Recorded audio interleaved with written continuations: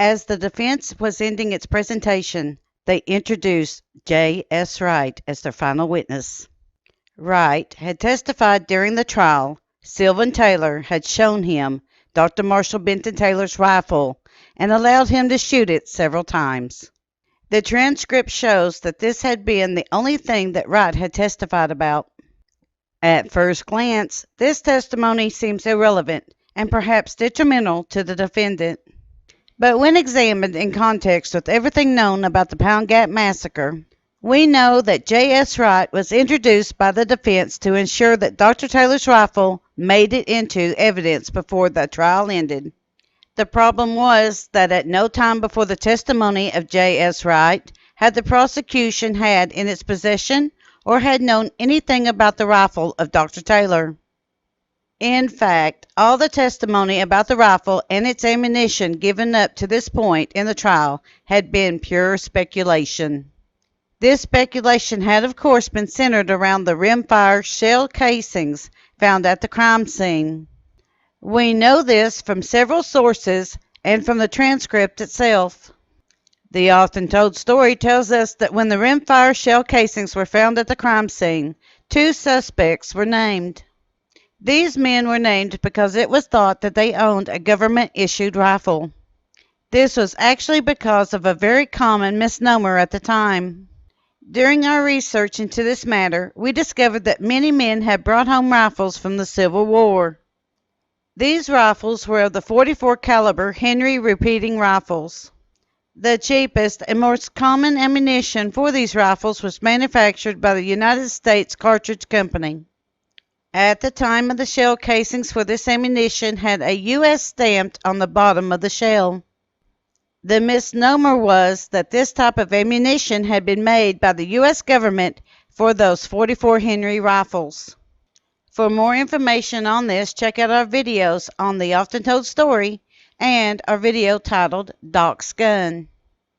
This ammunition, just as the often told story tells us, was a rimfire variant. This is confirmed by two sources within the transcript itself. The more blatant one is, of course, the affidavit of I.N. Mills. But the more subtle one is found in the testimony of Jemima Harris. She gives testimony about the .44 caliber ball that was removed from the bed of Ira Mullins in April of that year. She is then asked if she knew that Dr. Taylor carried a .44 caliber pistols. When Dr. Taylor was arrested, he was carrying two pistols. The problem was that these pistols were Colt .45s. Imagine the prosecutor's embarrassment, as this was discovered just after asking Mrs. Harris knew that Dr. Taylor carried .44 caliber pistols. The Colt .45 is, of course, a centerfire weapon, and it uses centerfire ammunition. There has never been a rimfire variant of the .45 caliber weapon of ammunition. This is why we know beyond a shadow of a doubt that the testimony of Robert Mullins has been edited ex post facto. Ex post facto is a term that is given to something that has been made, done, or formulated after the fact. For instance, Robert Mullins is the first witness called by the prosecutor for the Commonwealth of Virginia. Robert describes the crime scene, and it is through him that we are introduced to the shell casings found at the crime scene. It can be safe to say that this also is when those spent shells were entered into evidence of the court as well. We also believe that every time the term 4575 appears in the transcript, it is because of ex post facto, or after the fact editing to match the rifle. This is why there are so many mistakes throughout the transcript, especially when it comes to the testimony about the rifle and ammunition. After the fact editing always results in mistakes. There are always words or phrases that are missed or skipped during the editing process, especially if there is no proofreader to help the editor find the mistakes. This also could be why so much of the transcript is hard to follow or seems to make little sense. During the testimony given on behalf of the Commonwealth, W.B. Renfro, who was an officer in the Big Stone Gap Home Guard, gave testimony that he thought that George Hilton had been using Dr. Taylor's rifle while on guard duty at Wise County Jail.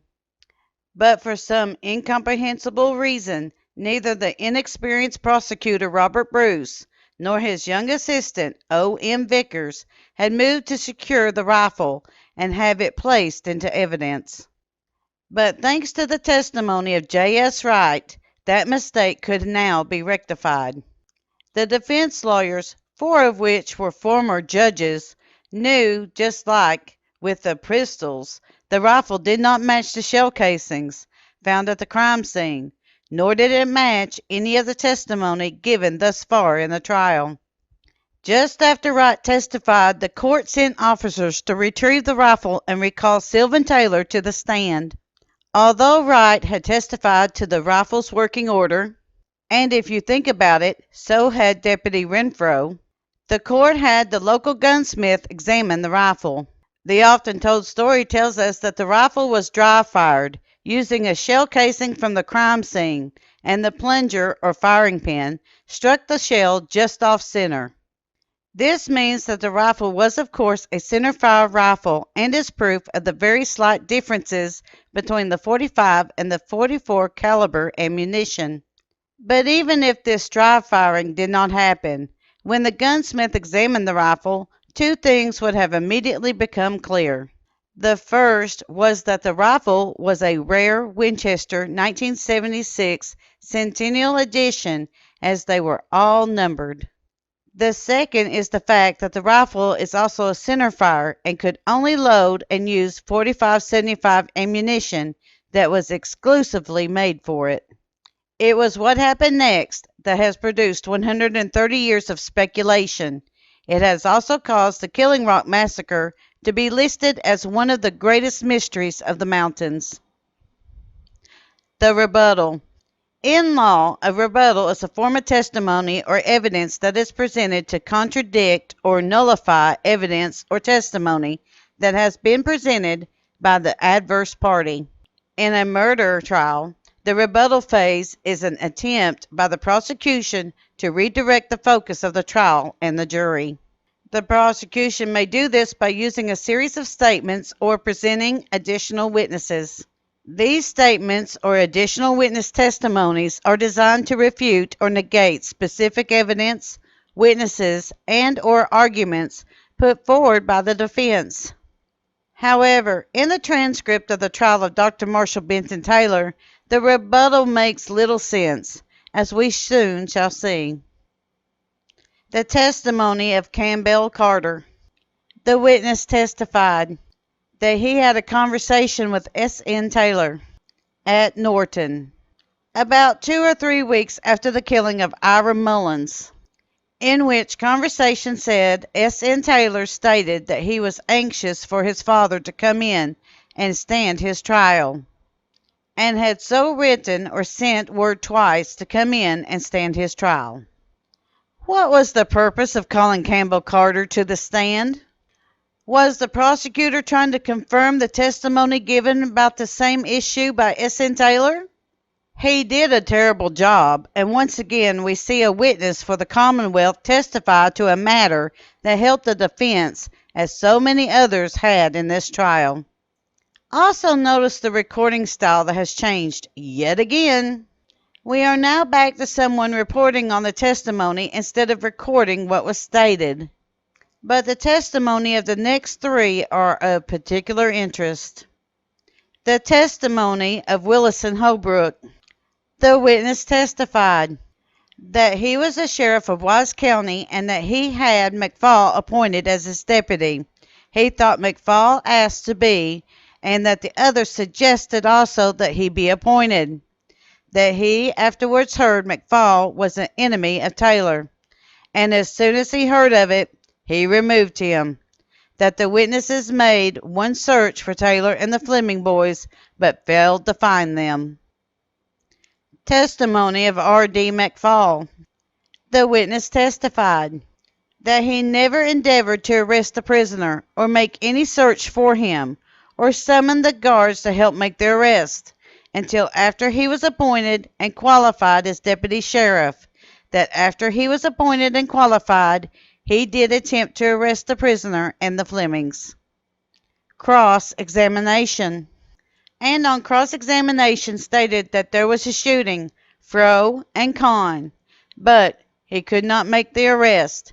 A cap had burst on the gun of Booker Mullins, one of the guards, before Taylor and the Flemings commenced shooting. Testimony of Booker Mullins. The witness testifies as follows. Quote, I was one of the guards when McFall went to arrest Taylor and the Flemings, and while going down the hill, my foot slipped, and a cap burst on my gun, which was cocked, and then Taylor and the Flemings commenced firing on us. Unquote. What exactly are these three men, Holbrook, McFall, and Mullins, testifying about? If you have been following this story from the beginning, you know that they are, of course, testifying about the shootout at the cliffs of the Cumberlands. But imagine if you were someone who was unfamiliar with this case. Better yet, imagine if you were a judge on the appellate court. Would you know anything about the shootout at the cliffs of the Cumberlands? The transcript shows no mention of the shootout or where it had occurred. Yet here, these three men just testified about the circumstance and the events of that shootout. The closest that the transcript comes to the testimony about this shootout came from Mrs. Clifton Robinson, witness for the defense. She gave testimony about the three men being in McFall's posse, but not the shootout. She did testify that one of the men had threatened to kill Dr. Taylor on sight. This shootout was so overlooked in the transcript that it was not mentioned by McFall, Cox, or Branham when they had testified for the Commonwealth. Yet these three witnesses, along with Booker Mullins, had been in the posse led by McFall. One other point. This is the third time that McFall appears to give testimony in this trial. This testimony is given under the third name that is used to identify him in the transcript. As a witness, he gave testimony under the name Reuben McFall. Mrs. Robinson identifies him as Rube McFall. And here we are told that he was Deputy R.D. McFall. There is no attempt made in the transcript to point out that these three names or persons are the same man. The testimony given by the next four witnesses speak for themselves. Testimony of Mary Robertson. The witness testified that she told Mrs. Allen Alley about the shooting into the bed of Ira Mullins the day or the next day after it occurred, and that her husband, Clifton Robertson, was the first one that told her about the said shooting. Testimony of Clifton Robertson. The witness testified as follows. That he heard of the shooting into the bedroom of Ira Mullins and thinks that Floyd Branham was the first one that told him about it, and that he told his wife, Mary Robertson, about it. Cross-examination. And on cross-examination, witness stated that he was not certain whether he had first heard it from Floyd Branham or not, and that he and Floyd talked about it, but he does not know which first mentioned it. Testimony of John Venters. The witness testified as follows. Quote, I live in Kentucky. Dr. Taylor. Heard of the killing of Ira Mullins. Have seen the place where Ira Mullins was killed. I know the place by the blind. I examined the blind in which it is said that the men stood. Unquote. Testimony of Floyd Branham. The witness testified as follows. That he heard of the shooting into the bedroom of Ira Mullins for the first time about a week after it occurred, and that after he heard it, he told Clifton Robertson about it.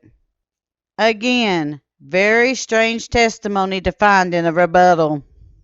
It is all he said, she said, and it is all about the shooting into the bed of Ira Mullins on April 14th, 1892. But what makes this testimony strange is that very little testimony is about the event is recorded in the transcript. According to two different newspaper reports, This incident had involved over a dozen men and was about a lawsuit over land. But all the testimony about this incident had painted it as the work of one man. So, there are a couple of relevant questions. Why was the prosecution trying to establish the origin of this story just before the jury went into deliberation? And the biggest unanswered question about this is, was there more testimony about this event that required this rebuttal but may have been edited out? If so, why? The controversy. The following is partially pieced together from the affidavits of Sheriff Wilson Holbrook and the other affidavit attached to the transcript. We say partially because it is also based on partial speculation. We had to do this at this point in order to piece together a possible timeline of events leading to the verdict of the jury and the challenge of the verdict by Dr. Taylor and his counsel. On Friday, September 9, 1892, the defense had finished presenting its case. In a surprise to the court, the last witness called by the defendant gave testimony as to the whereabouts and working condition of the rifle belonging to Dr. Taylor. The trial was then halted briefly so that the rifle could be obtained by the court. S.N. Taylor is recorded to give testimony about the rifle. The rifle is then examined by the local gunsmith, who is a deputy sheriff. The trial then resumes with the prosecuting attorney calling witnesses for the rebuttal to the defense. That afternoon, the case is given to the jury for deliberation and to consider a verdict. For some reason, perhaps because of its late arrival into evidence, the jury asks for and is given permission to inspect the rifle. That evening, as the jury came back into the courtroom for adjournment, one of the jurors returns the rifle to Sheriff Holbrook.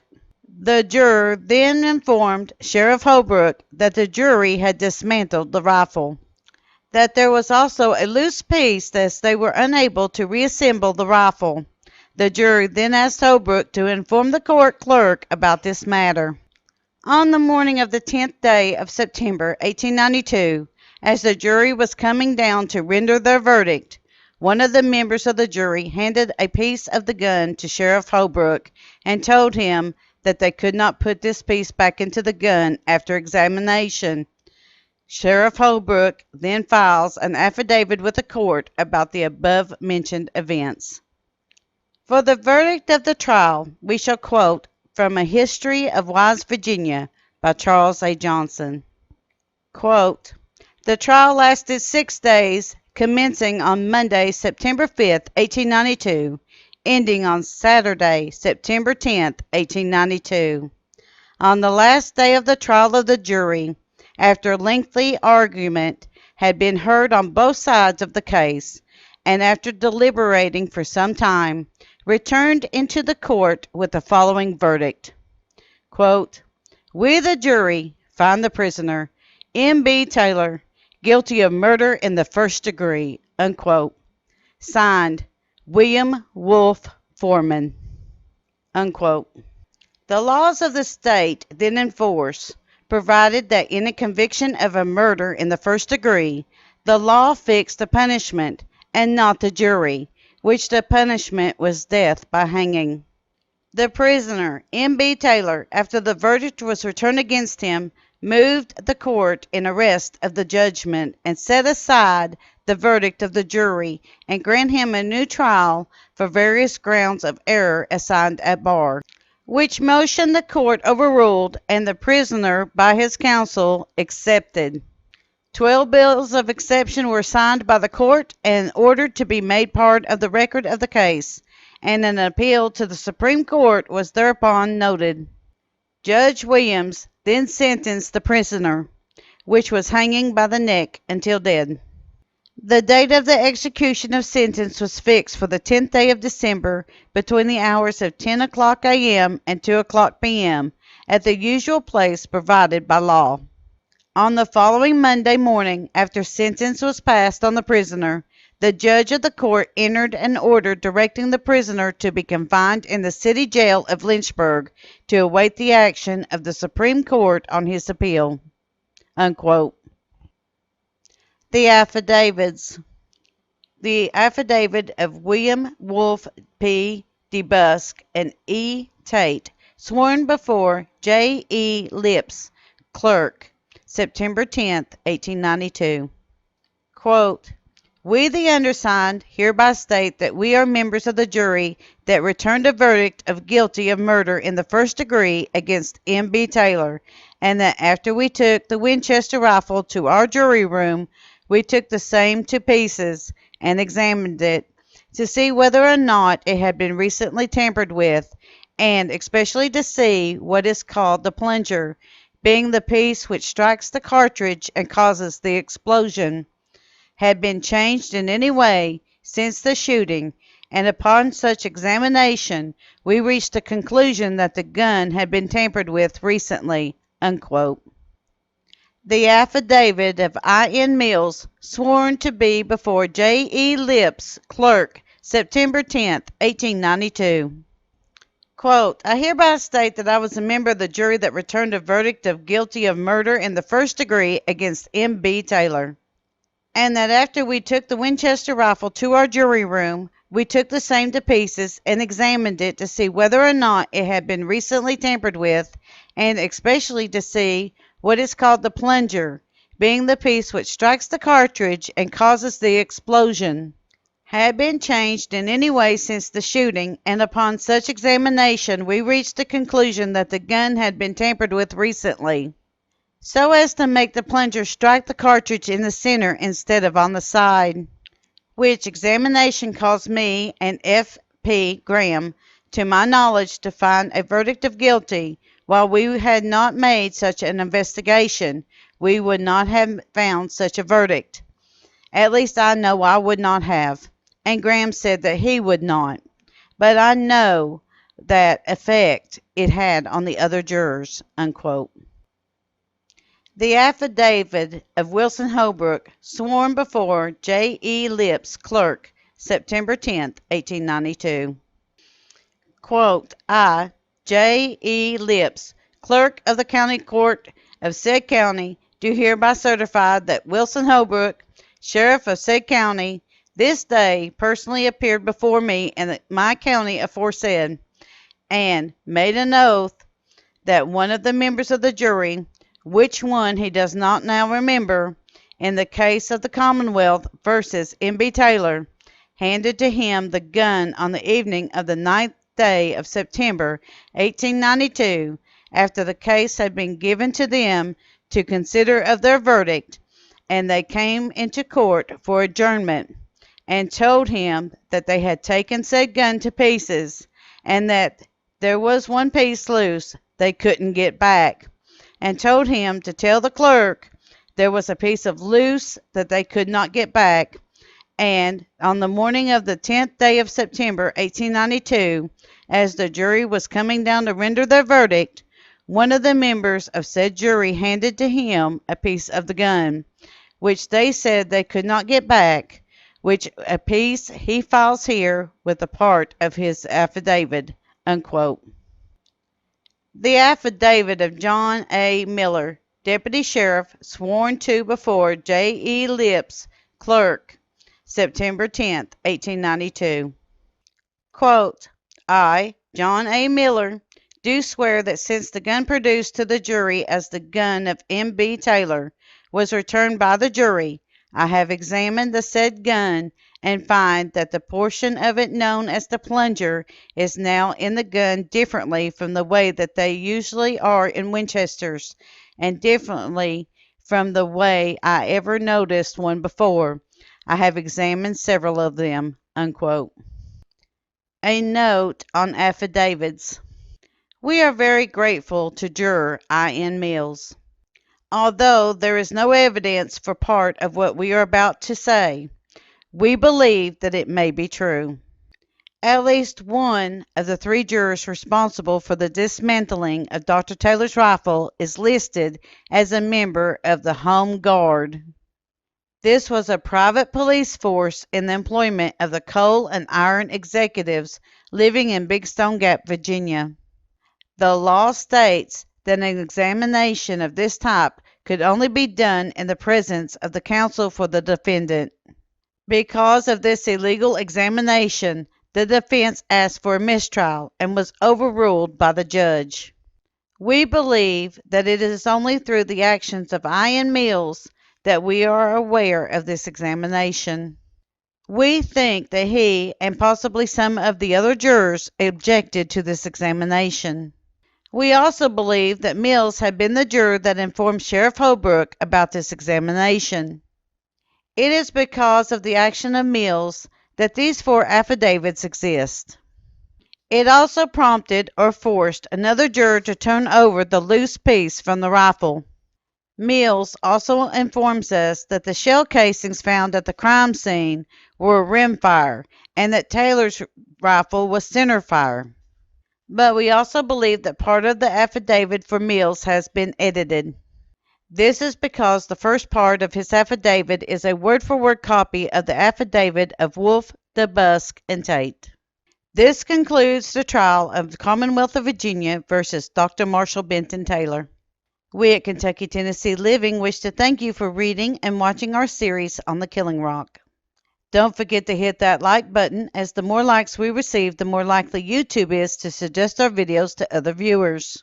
Also, to receive notification of future videos, be sure to subscribe and click the bell icon for notifications. We thank you for continuing to support Kentucky Tennessee Living as we bring to you the history of the Appalachian Mountains. We must remind everyone that the story names Killing Rock, The Oft-Told Tales, Killing Rock, The Untold Story, Killing Rock, The Trial, and Killing Rock, The Defense are all under the Kentucky Tennessee Living copyright.